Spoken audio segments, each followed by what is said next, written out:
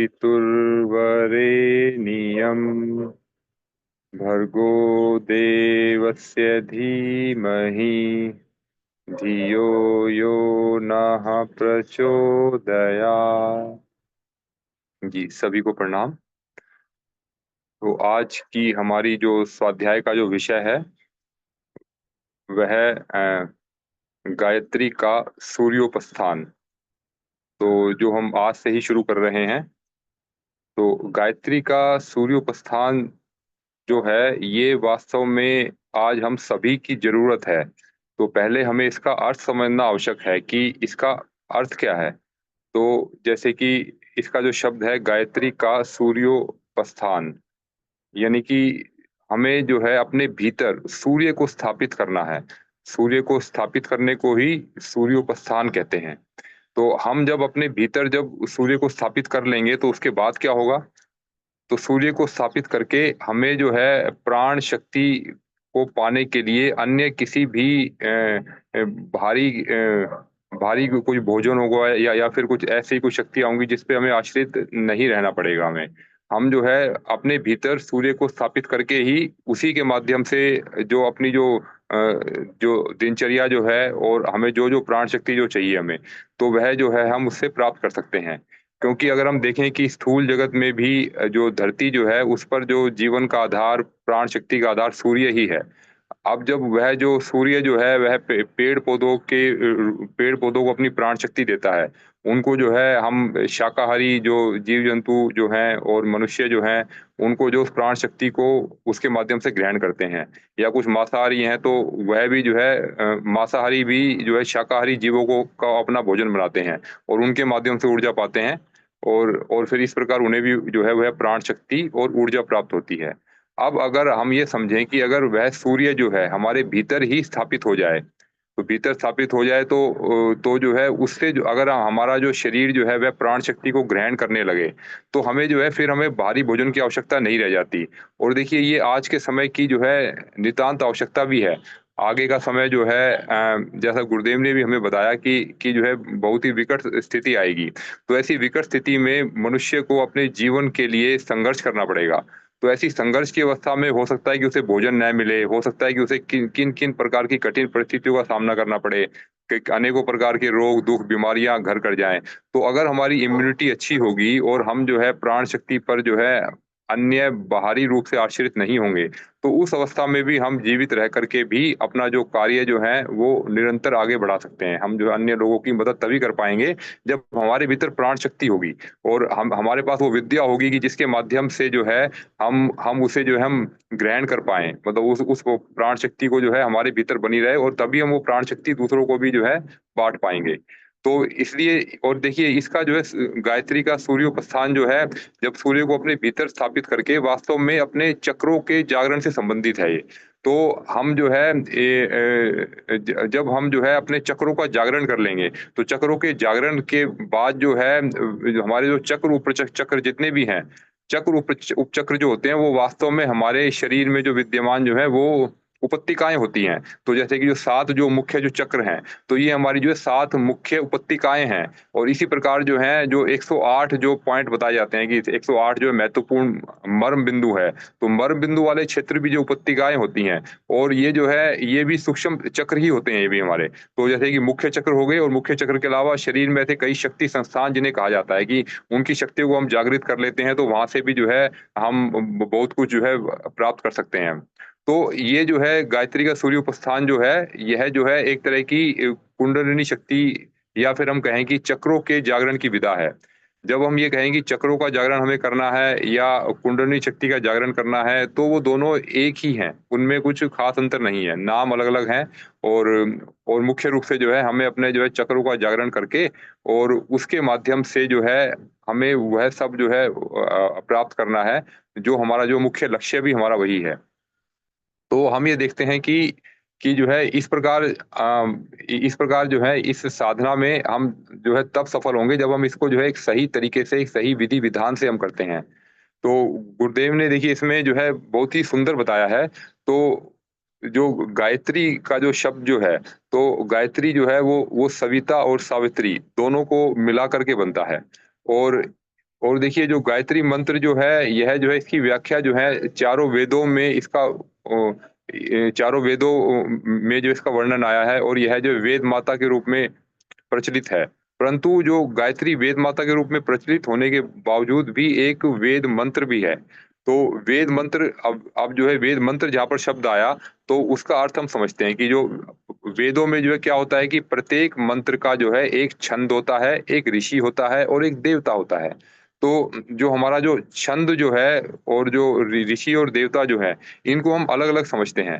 तो जैसे कि अगर किसी भी मंत्र का जो देवता जो है, देवता का अर्थ ये हो गया कि हमें जो है उस मंत्र के माध्यम से किस लक्ष्य को पाना है, हमारा लक्ष्य क्या है? तो लक्ष्य जो है वह देवता कहलाता है।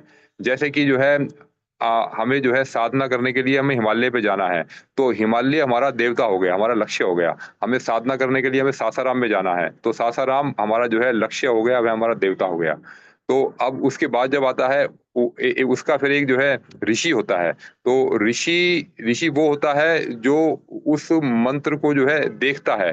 जैसे गायत्री मंत्र जो है जिस ऋषि ने इसकी खोज करी, तो जो है वह ऋषि जो है वह ऋषि जो उसको जो कि देखिए वह जो खोज करने वाला भी जो जो है वह सब कुछ पहले से ही जो विद्यमान है, इस सृष्टि में सब कुछ विद्यमान है, तो उसको जो है हम खोज करते हैं उसकी हम। तो खोज जो है अपने जो दिव्य दृष्टि से या साधना के माध्यम से अपने आप को तपा करके उसकी हम खोज करते हैं। तो खोज करने वाला जो है वह ऋषि कहलाता है। तो जैसे कि जो है जैसे कि हमारा जो गायत्री परिवार जो है इसका जो निर्माण जो है युग ऋषि ने किया, तो उसके जो है वह ऋषि जो है पंडित श्री राम शर्मा आचार्य हुए। और इस प्रकार जो है अब फिर जैसे कि हर एक जो है मंत्र का एक छंद होता है छंद। छंद का अर्थ ये हो गया कि जो है हम उसको जो है लोगों के समकक्ष कैसे रखें, कि जिससे कि लोग उसको समझ पाएँ। तो हम जब गायत्री मंत्र को उच्चारण के रूप में जब हम लोगों के सामने रखते हैं, तो जो है वह जो उच्चारण उच्चारण जो हमने जो किया जिससे कि जो है एक साधारण व्यक्ति भी उसे आराम से समझ पाया, तो हम जो है उसे हम कहेंगे कि यह जो उसका छंद है। या हम इसको देखिए और एक एक वैज्ञानिक भाषा में समझते हैं कि वैज्ञानिक भाषा में अगर हम देखें इसको, तो जो एल्बर्ट आइंस्टाइन जो थे, एल्बर्ट आइंस्टाइन एक ऋषि थे। उन ऋषि ने क्या किया, उन ऋषि ने जो है एक जो है फ़ॉर्मूला खोजा E equal to mc square. तो जो जो फ़ॉर्मूला जो जो उन्होंने जो खोज करी उनकी, तो जो उन्होंने जो उसको जो खोज किया, तो जो है उस फ़ॉर्मूले को जो उन्होंने खोजा, तो वह जो है फ़ॉर्मूला जो हो गया, वह उसका जो है देवता हो गया। कि जब एनर्जी जो है हमारी जो है एक जो है पार्टिकल में इतनी अधिक एनर्जी विद्यमान है कि उसका हम जो है किस प्रकार हम उसका उपयोग कर सकते हैं।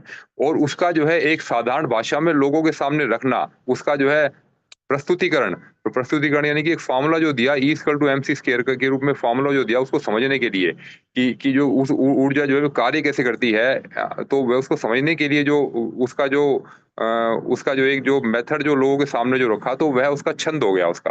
तो हम इस प्रकार हम देखें कि जो जो हमारा जो छंद जो है, तो वह जो है एक तरह का जो रखने का एक तरीका है, लोगों को समझाने का तरीका है। तो इसी प्रकार जो है प्रत्येक जो वेद मंत्र हैं, वो एक प्रकार के छंद हैं।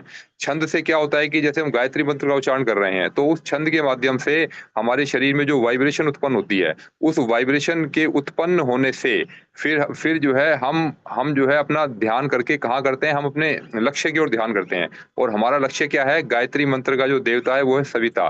तो यानी कि हमें जो सविता की प्राप्ति के लिए, परमात्मा की प्राप्ति के लिए, ईश्वर की प्राप्ति के लिए जो हमने जो छंद को उच्चारण के माध्यम से उपयोग किया, और हमने फिर उसका जो उपयोग करके हम अपने देवता तक पहुँचे। तो उस देवता तक पहुँचने के मार्ग में अब देखिए उसके बाद जो है एक लाइन जैसे और आती है उसमें, जैसे कि ये आता है कि जो है उनका स्मरण, किनका स्मरण? अपने लक्ष्य का स्मरण उच्चारण करते हुए विनियोग किया जाता है। विनियोग का अर्थ है कि ना उसको जो है मिला दिया जाता है, मतलब कि विनियोग जो है हम उसको जो है उसको एक जो है हम इसको श्रद्धा भाव के साथ मिला करके और अपने लक्ष्य की प्राप्ति करते हैं। तो लक्ष्य की प्राप्ति करने के लिए जैसे कि हमारा जो है अगर हमारा लक्ष्य जो है कहीं हमें जाना है, अगर हमें जो है सासाराम जाना है, तो सासाराम जाने के लिए जो है हमें जो है विनियोग करना है किसके साथ में? हम आज जाने के लिए हम जो है ट्रेन का सहारा ले सकते हैं, बस का सहारा ले सकते हैं, एरोप्लेन का सहारा ले सकते हैं। तो जो एक तरह से जो है जो विनियोग करने के लिए जो माध्यम जो बना हमारा, वह हमारा जो है अलग-अलग माध्यम हमारा बना, ट्रेन बना, बस बना, प्लेन बना। तो इसी प्रकार जो है हम जो है जो गायत्री मंत्र का उपयोग करके सविता देवता तक हम जो पहुँचने का जो मार्ग जो हम सुनिश्चित कर रहे हैं, तो उसके लिए जो है उसके लिए हमारा जो एक जो माध्यम बनेगा वह बनेगी हमारी श्रद्धा। तो जो है जो श्रद्धा जो है वह एक ऐसा मार्ग है जिसके माध्यम से जो है हम अपने मंत्रों का उच्चारण करते हुए, उच्चारण जो हो गया हमारा वह हमारा जो है स्थूल शरीर का हो गया। यानी कि हमने जो स्थूल शरीर से उसका उच्चारण किया और जो है और फिर उसके बाद जो है फिर अब हमने जो है उसके अंदर हमें मन को जोड़ना है। तो मन को जोड़ना है तो मन के साथ में जो हमने उसका जो है स्मरण को जोड़ दिया कि हमारा मन कहाँ पर है। कहीं ऐसा तो नहीं कि हम सिर्फ जो है गायत्री मंत्र मुँह से बोल रहे थे, हमारा मन कुछ और ही कार्य कर रहा था। तो हमारा जो उच्चारण हो गया फिर स्मरण हो गया। स्मरण भी उसी देवता के प्रति और अपने लक्ष्य के प्रति होना चाहिए। फिर उसके बाद आता है स्मरण के बाद आता है कि आपकी जो है भावनाएँ, आपकी भावनाएँ क्या कहती हैं? यानी कि आपका जो कारण शरीर, तो आपने जो है स्थूल शरीर को मिलाया, सूक्ष्म शरीर को मिलाया। अब आपका कारण शरीर की स्थिति क्या है? और देखिए कारण शरीर जो होता है वही ईश्वर के सबसे समीप होता है। कारण शरीर ही भावनाओं का शरीर है और भावनाओं से ही ईश्वर को प्राप्त किया जाता है। अब अगर हमारी जो है भावनाएँ ही ईश्वर प्राप्ति की नहीं है, अगर अगर हमारी भावनाएँ ही तुच्छ हैं, तो तुच्छ है कि मतलब कि हमें जो है हम सिर्फ़ अपने घर परिवार तक का सोच रहे हैं हम और इससे ऊपर हम जो है नहीं सोच रहे हम। तो हमारी जो है ब भावनाएँ जो हैं हमारी ईश्वर के प्रति हैं भी या नहीं, हम जो है कहीं हम भावना कुछ और तो नहीं कर रहे। हम जो मंत्र जप कर रहे हैं, मंत्र जप करते समय यदि हमारी भावना जो है पहले अपने शरीर को ठीक करने की है, तो आपके शरीर को ठीक करने का ही उतना ही लाभ मिलेगा आपको। अब जिनका शरीर ठीक हो गया तो फिर वो अपनी भावनाओं को और ऊँचा उठाएँ। तो ऊँचा उठा कर के जो है उसके माध्यम से जो है अब जो है वे सबका कल्याण की भाव करेंगे वे। तो उससे जो है फिर भावना परिवर्तन होगी और उसका जो परिणाम भी फिर ब बदल जाएगा। अब जैसे 3 चीज़ें होगी हमारी स्थूल शरीर, सूक्ष्म शरीर और कारण शरीर। अब तीनों के बाद जो है फिर हमारा आता है कि हम जो जिसके लिए हम साधना कर रहे हैं, उसका हमारा उद्देश्य क्या है? हम कोई भी साधना कर रहे हैं, हम चक्रों का जागरण कर रहे हैं, कुंडलिनी शक्ति का जागरण कर रहे हैं, तो उसका जो है हमारा उद्देश्य क्या है? कहीं उसके उद्देश्य से कहीं हम अपने लाभ के लिए और अपना दिखावे के लिए तो कहीं हम नहीं कर रहे। तो उसके माध्यम से हमें करना क्या है? हम अगर ईश्वर से कुछ प्राप्ति की चाहते हैं, तो जो राक्षस और देवताओं में यही अंतर होता था कि राक्षस चाहते थे कि उसका जो पर्सनल जो है अपने उपयोग के लिए और उसकी जो है वो कामना करते थे वे। तो उसके लिए कामना करते थे, जो कि उनको जो बाद में गिराने का कार्य भी करता था। और जो देवता जो साधना जो करते थे, वो जो है सबके कल्याण के लिए करते थे वो। तो हम हमारी जो है साधना का जो उसमें जो भाव जो है उसके अंदर उसका जो मुख्य उद्देश्य क्या है वह महत्वपूर्ण है। अब इतना होने के बाद भी जब हमने सब चीज़ें मिला दी, अगर हम कहते हैं कि हमने अपने स्थूल, सूक्ष्म, कारण शरीर और उच्च भाव को भी मिला दिया, उसके बाद भी यदि हमें परिणाम नहीं मिला, तो फिर उसके बाद वो आता है वो हमारे कंट्रोल में नहीं होता और वो जो है आता है हमारा ईश्वर कृपा कहें या फिर उसे गुरु कृपा का नाम दें, वो उस पर जो है वो डिपेंड करता है। क्योंकि हमें नहीं पता कि हमारे जो पूर्व जन्म में हमने कितने तरह के पाप किए हैं, कैसे-कैसे जो है हमने जो है दुष्कर्म किए हैं। उस दुष्कर्मों को काटने में उसको सम है वह एक समय लगता है। तो जो है उनको जो है सम जो उनको एक जो है जो एक उसका जो एक समय जो लगता है, तो उस समय के लिए तो उस समय के लिए जो है, तो हमें अब यह देखना है कि जो है वह समय हमें नहीं पता कितना लगेगा। तो क्योंकि हम उसके बारे में हम ज्ञान नहीं रखते। तो गुरु जानता है या ईश्वर जानता है उसको कि जो है इन्हें कितने समय में उसकी जो है उसके माध्यम से उसकी प्राप्ति जो होगी। तो अब हमें जो है हमें बिना किसी उम्मीद के या हमें जो है बिना किसी एक्सपेक्टेशन के हमें अपना कर्म करना है। तो हमें जो है निष्काम कर्म का जो भाव यहाँ पर आना चाहिए। तो निष्काम कर्म का भाव जब आएगा, तो उससे हमारी जो है साधना में जब निरंतरता बनी रहेगी। हमें नहीं पता कि वह निरंतरता जो है कब एक क्षण में ऐसा परिवर्तन आएगा कि हमें ईश्वर साक्षात्कार हो जाएगा हमें। तो जो है उस मार्ग में चलने के लिए जो हमें इन सब चीज़ों का हम ध्यान रखते हुए, इन सब नियमों का हम ध्यान रखते हुए जब हम आगे बढ़ेंगे, तो हमें जो है साधना में जो हमारी जो सफलता है, वो हमारी सुनिश्चित होगी। तो अब देखिए इसमें जो फिर आगे आता है कि जो इसमें देखिए श्रद्धा तत्व जो है वो बहुत बहुत महत्वपूर्ण है। और जो श्रद्धा जो है जो इस तरह के जो शब्द जो आते हैं साधना में, जो देखिए अधिकतर जो शब्द जो उपयोग होते हैं वो उसमें जो है उसमें जो वो नारी तत्व प्रधान होते हैं। तो नारी तत्व प्रधान जैसे कि श्रद्धा एक जो है तत्व हो गया, फिर एक सद्बुद्धि हो गई, ऋतंभरा प्रज्ञा हो गई, विवेकशीलता हो गई, दूरदर्शिता हो गई, सत प्रवृत्तियों की वृद्धि हो गई। तो आप देखेंगे कि इनमें जो है नारी तत्व ही प्रधान है। और जो है देखिए कि नारी में जो है भाव तो अधिक होता है और जो भाव जो है वह ईश्वर के सबसे समीप है। तो ये हम ये समझें कि जिनमें से पहले से ये गुण विद्यमान है, तो उनके लिए जो है इस मार्ग पर चलना और एक जो है एक मार्ग पर चल करके और इसे पाना वो सरल रहता है।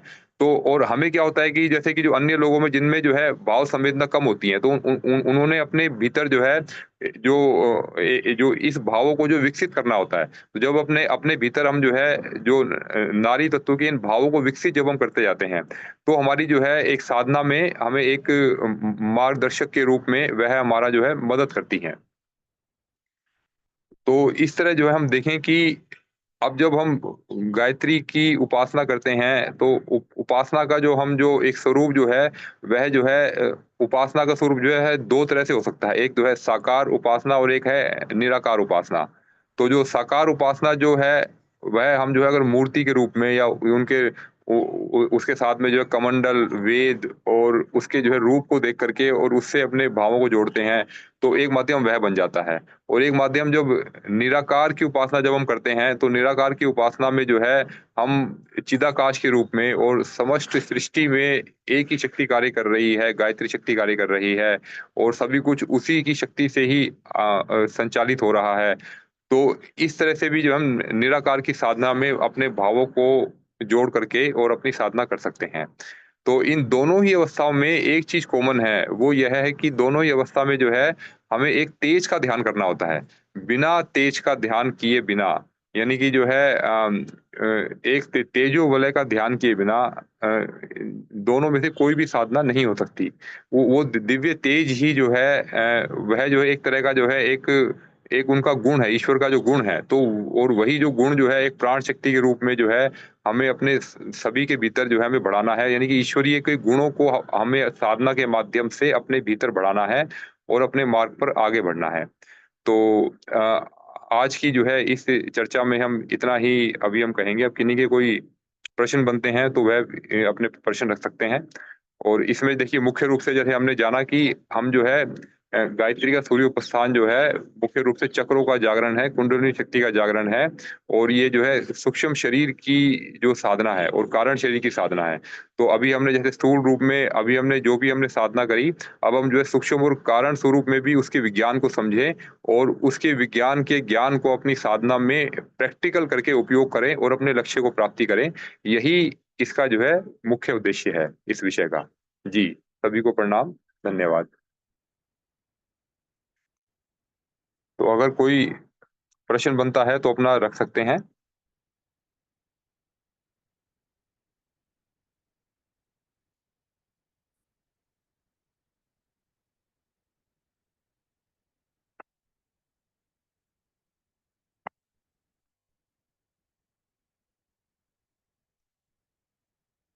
चलिए, अगर कोई प्रश्न नहीं बनता तो हम जो है इस चर्चा को यहीं विराम देते हैं और अब हम अपना जो है अभ्यास आरंभ करते हैं।